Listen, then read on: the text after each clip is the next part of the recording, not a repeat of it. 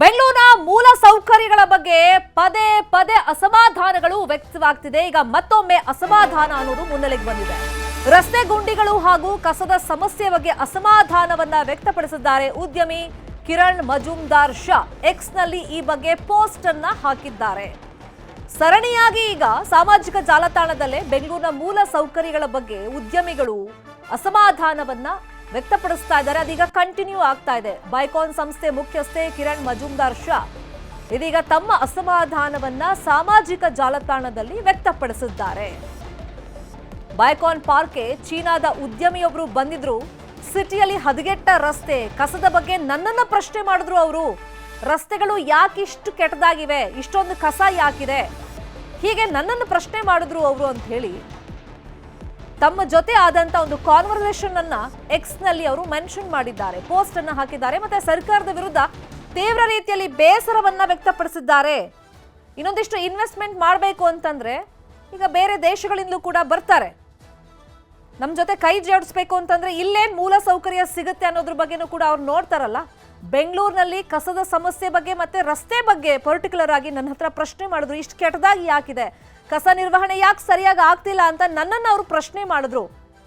So ಈ ರೀತಿ ತಮ್ಮ ಅಸಮಾಧಾನವನ್ನ ಬೆಂಗಳೂರಿನ ಮೂಲ ಸೌಕರ್ಯದ ಬಗ್ಗೆ ಈಗ ಜನಸಾಮಾನ್ಯರಷ್ಟೇ ಅಲ್ಲ ಉದ್ಯಮಿಗಳು ಕೂಡ ಪದೇ ಪದೇ ಪ್ರಶ್ನೆಗಳನ್ನ ಎತ್ತುತ್ತಾ ಇದ್ದಾರೆ, ತಮ್ಮ ಅಸಮಾಧಾನವನ್ನ ವ್ಯಕ್ತಪಡಿಸ್ತಾಲೇ ಇದ್ದಾರೆ. ರಸ್ತೆ ಗುಂಡಿಗಳು ಕಸದಿಂದ ಸಾಕಷ್ಟು ಅವಾಂತರಗಳಾಗಿದೆ.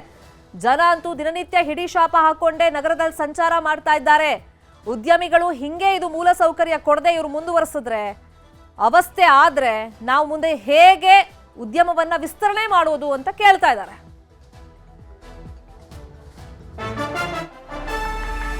ಇನ್ನು ಕಿರಣ್ ಮಜುಮ್ದಾರ್ ಶಾ ಬಗ್ಗೆ ಸಚಿವ ಎಂಬಿ ಪಾಟೀಲ್ ಬೇಸರವನ್ನ ವ್ಯಕ್ತಪಡಿಸಿದ್ದಾರೆ. ಕಿರಣ್ ಮಜುಮ್ದಾರ್ ಶಾಗೆ ಬೆಂಗಳೂರು ಎಲ್ಲವನ್ನೂ ಕೊಟ್ಟಿದೆ, ಈಗ ಯಾಕೆ ಇಂತಹ ಮಾತುಗಳನ್ನ ಆಡ್ತಿದ್ದಾರೆ ಅಂತ ಹೇಳಿ ಅಸಮಾಧಾನವನ್ನ ವ್ಯಕ್ತಪಡಿಸಿದ್ದಾರೆ. ಈಗ ಪರಿಸ್ಥಿತಿ ಹಂಗಿದೆ, ಅದಕ್ಕೋಸ್ಕರನೇ ಮಾತಾಡ್ತಾ ಇದ್ದಾರೆ. ಇಲ್ಲಿ ಯಾರು ಸರ್ಕಾರವನ್ನ ಟಾರ್ಗೆಟ್ ಮಾಡ್ತಿರೋದಲ್ಲ, ಒಬ್ಬ ಸಾಮಾನ್ಯ ಪ್ರಜೆಯನ್ನ ಬೇಕಾದ್ರೆ ನೀವು ಹೋಗಿ ಕೇಳಿ ಬೆಂಗಳೂರಲ್ಲಿ ಬೇಸಿಕ್ ಫೆಸಿಲಿಟೀಸ್ ಹೆಂಗಿದೆ ಅಂತ ಹೇಳಿ ಅವರೇ ಹೇಳ್ತಾರೆ. ಮೂಲ ಸೌಕರ್ಯಗಳ ಹಾನಿ ಬಗ್ಗೆ ಕೇಂದ್ರಕ್ಕೆ ಪ್ರಸ್ತಾವನೆಯನ್ನ ಸಲ್ಲಿಸಬೇಕು. 1000 ಕೋಟಿ ಖರ್ಚು ಮಾಡಿ ರಸ್ತೆ ಗುಂಡಿಗಳನ್ನ ನಾವು ಮುಚ್ತಾ ಇದ್ದೀವಿ, ಸ್ವಲ್ಪ ಸಮಯ ಬೇಕು, ಎಲ್ಲ ಕೆಲಸ ಮಾಡ್ತಾ ಇದ್ದೀವಿ ಅಂತೇಳಿ ಎಂಬಿ ಪಾಟೀಲ್ ಸಮರ್ಥನೆಯನ್ನ ಮಾಡಿಕೊಳ್ಳೋ ಪ್ರಯತ್ನವನ್ನ ಮಾಡಿದ್ದಾರೆ. ಪದೇ ಪದೇ ಮಾತಾಡ್ತಿರುವಂತ ಉದ್ದೇಶವಾದ್ರೂ ಏನು ಅನ್ನೋ ಪ್ರಶ್ನೆ ಮಾಡಿದ್ದಾರೆ. ರೀಸೆಂಟ್ ಆಗಿ ನಾವು ನೋಡಿದ್ವಿ, ಮೋಹನ್ ದಾಸ್ ಪೈ ಅವರು ಕೂಡ ಅಸಮಾಧಾನ ಆಕ್ರೋಶವನ್ನ ವ್ಯಕ್ತಪಡಿಸಿದ್ರು. ಸೊ ಈಗ ಕಿರಣ್ ಮಜುಮ್ದಾರ್ ಶಾ ಅವರ ಸರದಿ. ಮೋಹನ್ ದಾಸ್ ಪೈ ಅವ್ರಿಗೂ ಕೂಡ ರಾಜ್ಯ ಎಲ್ಲವನ್ನೂ ಕೊಟ್ಟಿದೆ.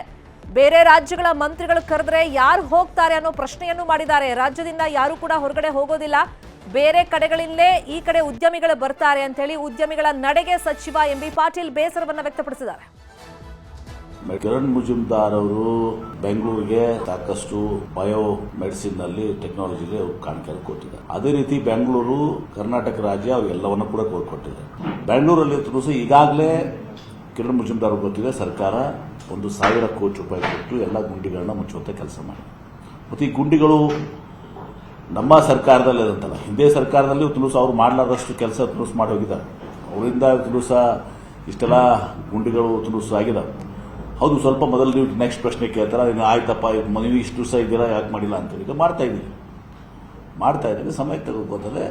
ಬೆಂಗಳೂರು ಒಂದು ಅಭಿವೃದ್ಧಿ it's a growing city, global city. ಜವಾಬ್ದಾರಿಯಿಂದ ನಾವು ನುಡಿಸ್ಕೋತೀವಂತಲ್ಲ, ಆ ಕೆಲಸವನ್ನು ಮಾಡ್ತಾ ಇದ್ದೀವಿ.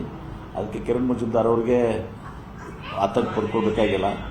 ಮತ್ತು ಅವರು ಕೂಡ CSR ನಲ್ಲಿ ಒಂದು ಸ್ವಲ್ಪ ತಮ್ಮ ಏರಿಯಾ ಸುತ್ತಮುತ್ತ ಮಾಡಲಿ, ಒಂದು ಸ್ವಲ್ಪ ಅದೇ ಕೆಲಸ ನಡೆದಿದೆ ಹೀಗಾಗಿ ಈಗ ಇದನ್ನು ಮಾತಾಡುವಂಥದ್ದು ಕಿರಣ್ ಮಜುಮ್ದಾರ್ ಅವಶ್ಯಕತೆ ಇಲ್ಲ. ಯಾಕಂದ್ರೆ ಈಗಾಗಲೇ ಅವ್ರಿಗೂ ಗೊತ್ತಿದೆ ಈ ಟ್ವೀಟ್ ಮಾಡುವಂಥದ್ದು ಅವಶ್ಯಕತೆ ಇತ್ತು. ಇನ್ನು ಕಿರಣ್ ಮಜುಮ್ದಾರ್ ಶಾ ಟ್ವೀಟ್ ವಿಚಾರದ ಬಗ್ಗೆ ಸಚಿವ ಪ್ರಿಯಾಂಕ್ ಖರ್ಗೆ ಮಾತನಾಡಿದ್ದಾರೆ. 1.5 ತಿಂಗಳಿಂದ ಅನಿರೀಕ್ಷಿತ ಮಳೆ ಆಗ್ತಿದೆ, ಎಲ್ಲ ರಿಪೇರಿ ಮಾಡೋದಕ್ಕೆ ಟೈಮ್ ಬೇಕಾಗುತ್ತೆ.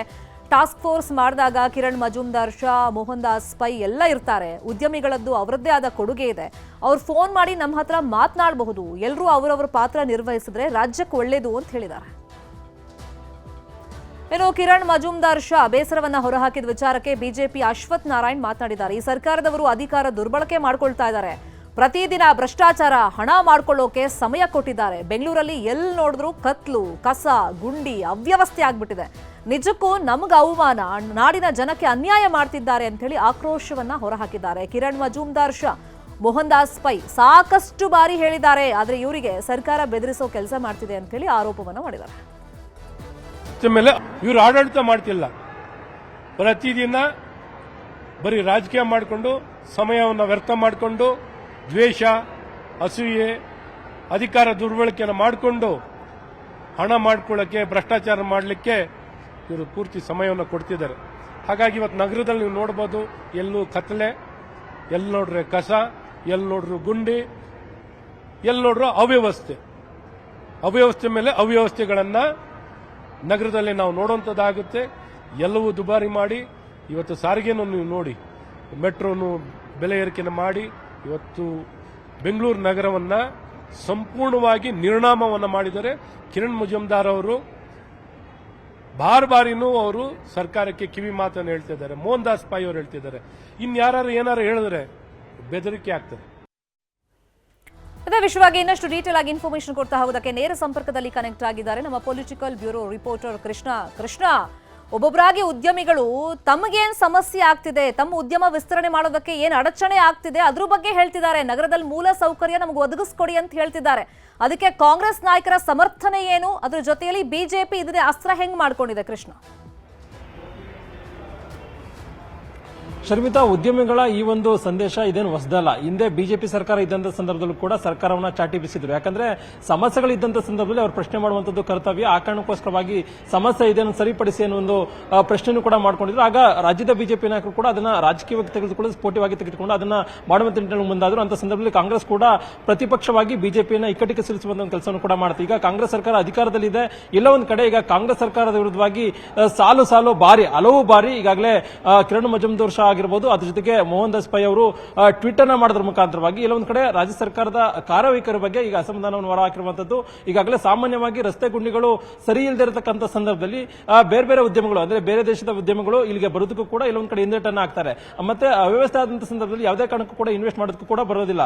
ಅವು ಇನ್ವೆಸ್ಟ್ ಮಾಡೋದಕ್ಕೆ ಬರೋದಿಲ್ಲ ಅಂತಂದ್ರೆ ಅಲ್ಲಿ ಸಹಜವಾಗಿ ಅಲ್ಲಿ ಬಂಡವಾಳ ಹೂಡಿಕೆದಾರರು ಕೂಡ ಬರೋದಿಲ್ಲ, ಮತ್ತೆ ಕೈಗಾರಿಕೋದ್ಯಮಗಳು ಕೂಡ ಸ್ಥಾಪನೆ ಆಗೋದಿಲ್ಲ, ಮತ್ತೆ ನಿರುದ್ಯೋಗದ ಸಮಸ್ಯೆಗಳು ದೊಡ್ಡ ಮಟ್ಟದಲ್ಲಿ ಆಗುತ್ತೆ. ಆ ಕಾರಣಕ್ಕೋಸ್ಕರವಾಗಿ ಈಗ ಪ್ರಶ್ನೆ ಆದಂತ ಸಂದರ್ಭದಲ್ಲಿ ಸರ್ಕಾರವನ್ನ ಪ್ರಶ್ನಿಸಿದ್ದಾರೆ. ಆದರೆ ಎಲ್ಲ ಒಂದ್ ಕಡೆ ಸರ್ಕಾರದಲ್ಲಿರ್ತಕ್ಕಂಥ ಸಚಿವರು ಅದನ್ನು ಸ್ಫೋಟವಾಗಿ ತೆಗೆದುಕೊಳ್ಳೋದ್ರ ಮುಖಾಂತರವಾಗಿ ಅದಕ್ಕೆ ಸ್ಪಂದಿಸುವ ಒಂದು ಕೆಲಸವನ್ನು ಮಾಡಬೇಕು. ಆದ್ರೀಗ ಎಲ್ಲ ಒಂದ್ ಕಡೆ ಅವರಿಗೆ ಬೇರೆ ರೀತಿಯಾಗಿ ಅಂದ್ರೆ ಅಸಮಾಧಾನವನ್ನು ಹೊರಹಾಕುವಂಥದ್ದು. ಈಗಾಗಲೇ ಸಚಿವ ಎಂ ಬಿ ಪಾಟೀಲ್ ಅವರು ಕೂಡ ನಾವು ನಮ್ಮ ಕೆಲಸವನ್ನ ಮಾಡ್ತಾ ಇದ್ದೇವೆ, ಆದ್ರೀಗ ಅವರು ಹಲವು ಬಾರಿ ಇದೇ ರೀತಿ ಹೇಳ್ತಿದ್ದಾರೆ.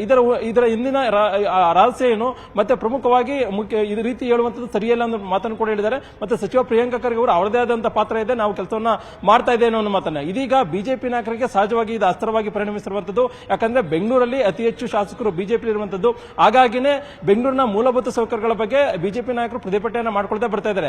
ಆದ್ರೆ ಈಗ ಉದ್ಯಮಗಳೇ ಈ ರೀತಿಯಾಗಿ ಪ್ರಶ್ನೆ ಮಾಡಿದ ಸಂದರ್ಭದಲ್ಲಿ ಅದು ಜನರಿಗೆ ತಲುಪಿಸುವ ನಿಟ್ಟಿನಲ್ಲಿ ಒಂದು ಕಡೆ ರಾಜ್ಯ ಸರ್ಕಾರವನ್ನ ಒಂದು ಸಂಕಷ್ಟಕ್ಕೆ ಸಿಲುಕಿಸುವ ನಿಟ್ಟಿನಲ್ಲಿ ರಾಜ್ಯದ ಬಿಜೆಪಿ ನಾಯಕರು ಪ್ರಶ್ನೆ ಮಾಡ್ತಿದ್ದಾರೆ. ಅಶ್ವತ್ಥನಾರಾಯಣ ಅವರು ಮಾತಾಡಿದ್ದಾರೆ. ಅದ್ರ ಜೊತೆಗೆ ಎಸ್.ಆರ್. ವಿಶ್ವನಾಥ್ ಆಗಿರಬಹುದು, ಬಿಜೆಪಿ ರಾಜ್ಯಾಧ್ಯಕ್ಷ ಬಿ ವಿಜೇಂದ್ರ ಆಗಿರಬಹುದು, ಎಲ್ಲರೂ ಕೂಡ ಬೆಂಗಳೂರಿನ ರಸ್ತೆ ಅಭಿವೃದ್ಧಿ ಸಂಪೂರ್ಣವಾಗಿ ಸರಿ ಇಲ್ಲ, ಮತ್ತೆ ಬಂಡವಾಳ ಹೂಡಿಕೆ ಮಾಡೋದಕ್ಕೂ ಕೂಡ ಇಲ್ಲಿ ಬರೋದಕ್ಕೆ ಏನು ಉದ್ಯಮಗಳು ಕೂಡ ಹಿಂದೇಟನ ಹಾಕ್ತಾರೆ. ಇದನ್ನ ಸರ್ಕಾರ ಸರಿಪಡಿಸುವ ನಿಟ್ಟಿನಲ್ಲಿ ಮುಂದಾಗಬೇಕು. ಅದರಲ್ಲಿ ಒಂದ್ ಕಡೆ ಅವರನ್ನ ಬೆದರಿಸುವಂತದ್ದು, ಎದುರಿಸುವಂತದ್ದು. ಈ ಹಿಂದೆ ಮೋಹನ್ ದಾಸ್ ಪೈ ಅವರು ಟ್ವೀಟ್ ಅನ್ನ ಮಾಡಿದ ಸಂದರ್ಭದಲ್ಲಿ, ಕಿರಣ್ ಮಜುಮ್ದಾರ್ ಶಾ ಅವರು ಟ್ವೀಟ್ ಅನ್ನ ಮಾಡಿದಂತ ಸಂದರ್ಭದಲ್ಲಿ ಬೆಂಗಳೂರು ನಗರಾಭಿವೃದ್ಧಿ ಸಚಿವರಾಗಿರ್ತಕ್ಕಂಥ ಡಿ.ಕೆ. ಶಿವಕುಮಾರ್ ಅವರು ಕೂಡ ಒಂದು ಸಂದೇಶವನ್ನು ಕೊಟ್ಟಿದ್ರು.